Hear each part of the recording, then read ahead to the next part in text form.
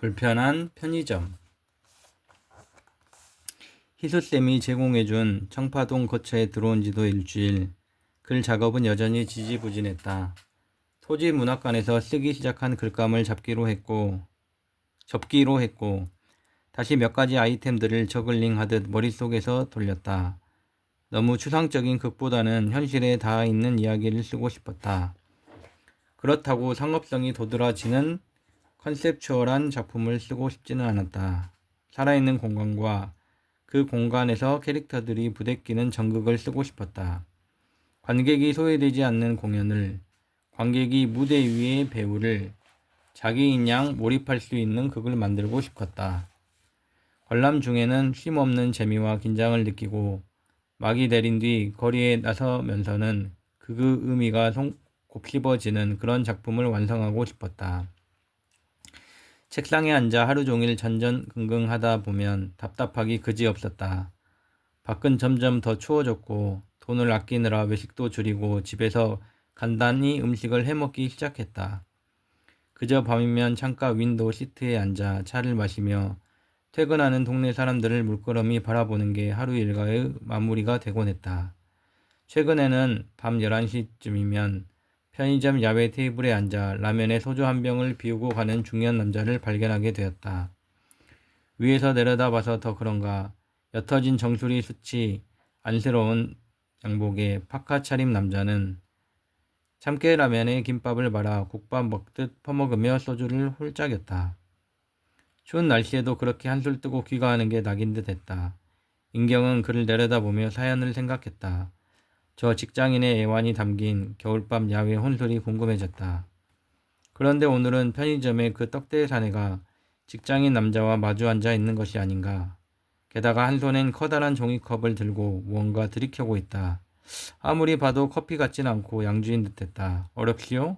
이제 근무 중에 술까지 마신다? 그래서 나랑 이야기할 때도 말을 더듬은 건가? 술에 적당히 취해서? 뭐 알 바 아니지만 참 여러가지 하는 알바가 아닐 수 없었다. 그런데 사내가 다시 컵에 따르는 건 술이 아니었다. 페트병의 모양을 보아 그것은 하늘보리? 아니면 17차? 또는 헛개차인 듯했다. 이건 또 무슨 시츄에이션인가? 은경은 집중해 살펴보기 시작했다. 알바 사내와 직장인 남자는 그렇게 연갈색 음료를 나눠 마시며 두런두런 이야기를 나누었는데 갑자기 직장인 남자가 뭐라고 쏘아붙이고는 일어나 가버렸다. 알바 사내는 어깨를 으쓱 하더니 테이블을 정리하고 편의점 안으로 들어갔다. 뭐지? 갑자기 궁금증이 치솟았다. 터지려는 여드름처럼 간지러워 견딜 수가 없었다. 인경은 파카를 걸치고는 빌라를 나섰다. 방금 전 왔다 간 그 직장인 그분 아세요? 갑작스럽게 들어와 던진 인경의 질문에 알바 사내가 갸웃했다. 다 단골인데요. 그분 뭐하는 분이세요? 저도 잘은 몰라요. 아, 참참참 좋아하시죠. 참참참요?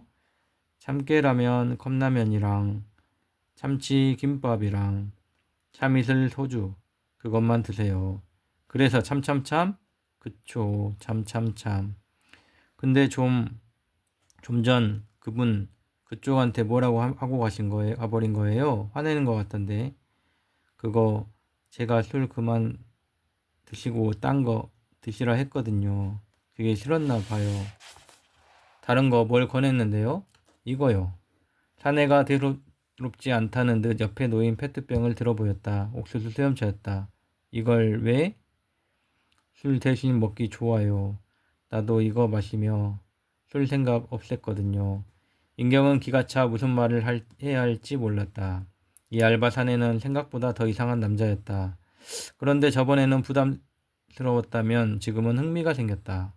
단골에게 술 그만 마시라고 옥수수 수염차를 건네더니 게다가 참참참은 또 뭔가 패키지 상품으로 팔아도 좋을 것 같았다. 인경은 독특한 사고를 가진 이 골 때리는 사내에게 호기심이 발동했다. 아저씨 원래 뭐 하던 분이세요? 그거 물어보러 오신 거예요? 오호라 물건은 안 사냐 이거지? 인경은 고개를 끄덕이고는 진열대를 돌며 참깨라면과 참치김밥에 참이슬 그리고 옥수수 수염차를 집어들고 계산대에 내려놨다. 계산을 하는 사내에게 인경이 다시 물었다.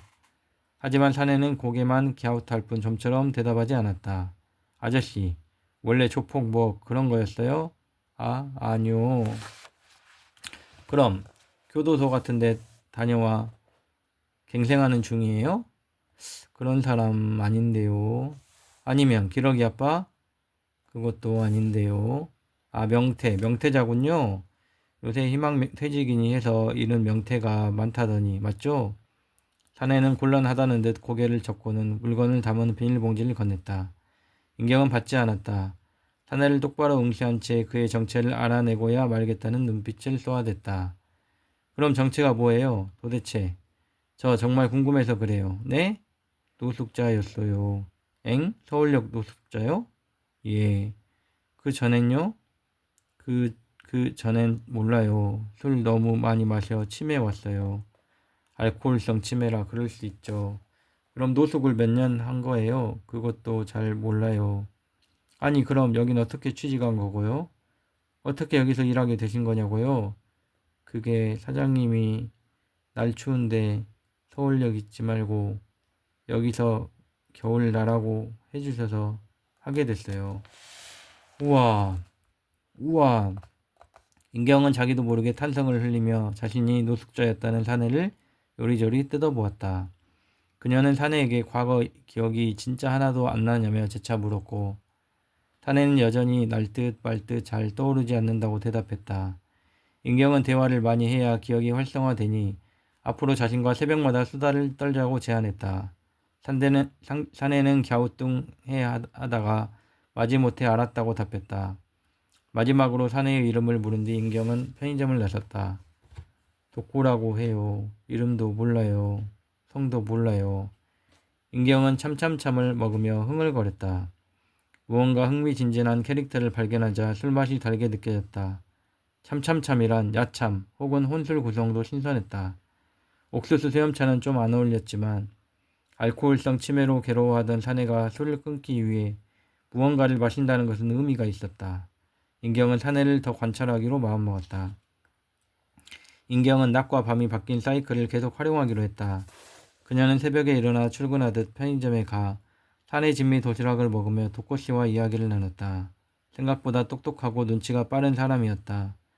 며칠 같이 이야기를 나누던 인경은 이후로는 아예 수첩을 들고 가 그와의 대화 꼭지를 기록하기 시작했다. 뜻하지 않는 취재는 그녀에게 글을 쓸 수 있을 거라는 용기를 불어넣어 주었다. 독고씨는 알코올성 치매는 물론 정신적 트라우마로 과거의 기억 한 부분을 지운 것처럼 보였다. 작가가 되고 읽은 여러 심리학 서적에서 인경은 감정적 상처에 대해 주목했다. 캐릭터는 결국 과거에 끔찍한 감정적 상처를 받은 경험이 있고 그런 상황에서 무엇을 지키고자 했는가가 그의 앞날이 된다. 독고씨는 눈을 감았고 등을 돌렸다. 하지만 현재 그는 회복되고 있으며 사람들과의 소통을 통해 상처를 돌아볼 용기와 힘을 조금씩 채우고 있었다. 상처를 돌아보고 그것을 이겨내기 위한 노력 혹은 욕망이 그 사람의 원동력이 되고 캐릭터가 된다.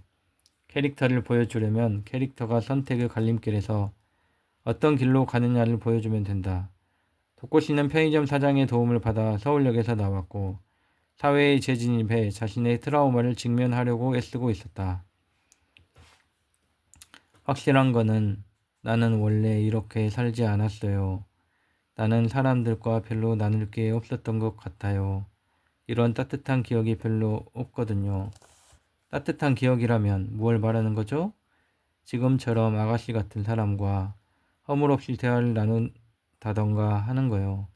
참참참 드시는 손님과도 친하신 것 같던데? 그러니까요. 편의점에서 접객을 하며 사람들과 친해진 것 같아요. 진심 같은 거 없이 그냥 친절한 척만 해도 친절해지는 것 같아요. 그 얘기 좋은데요? 내가 좀 써도 될까요? 수첩에 방금 전 독고씨의 말을 적으며 인경이 물었다.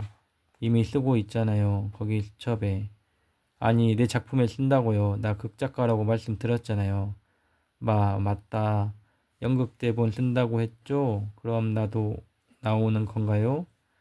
어디에 어떻게 쓸지 모르겠어요. 그냥 스케치 같은 거니까.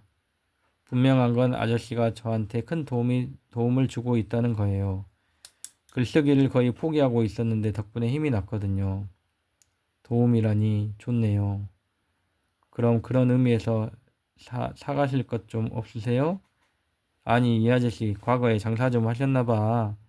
인경은 코웃음을 치고는 맥주 4캔과 샌드위치를 가지고 왔다. 도코씨는 금방 자동차라도 판 세일즈맨인 양 얼굴 가득 미소를 지으며 계산을 했다. 취재원과 작가의 상부상조가 나쁘지 않았다. 오늘은 여기까지 읽겠습니다. 좋은 밤 되세요. 5월 17일